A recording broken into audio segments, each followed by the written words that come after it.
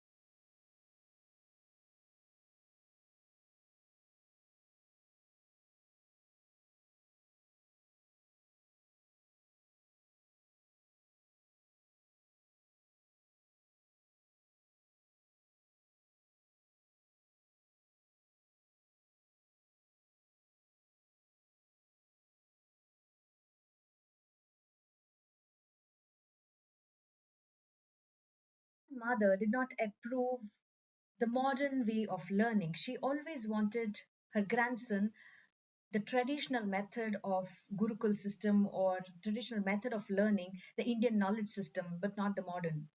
She could not understand the scientific research or the mathematical calculations. She did not.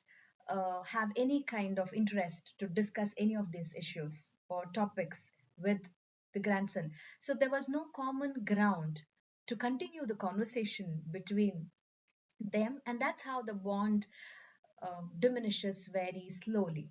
Their relationship strained upon moving to the city, is what I already said. As he progressed to university, their connection further dwindled, and she retreated into the solitary existence of prayer and spinning.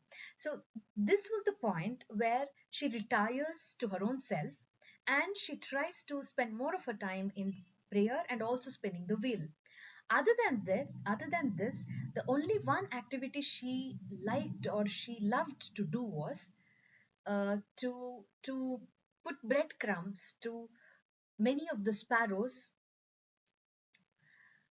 and enjoy that particular evening with the sparrows. Some sparrows used to sit on her head, some on her shoulders, but she used to enjoy and laugh like a baby or like a kid, and she used to enjoy this. So this was the only time she enjoyed in the entire day.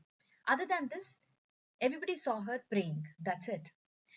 In between, the writer had to move to abroad to continue his studies.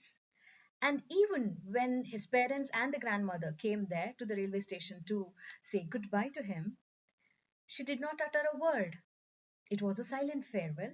And at the train station, she just held that emotion very tight. And he felt that maybe he would miss his grandmother. And when he returned, he was not sure whether she would be alive or not. But she was alive when she came back.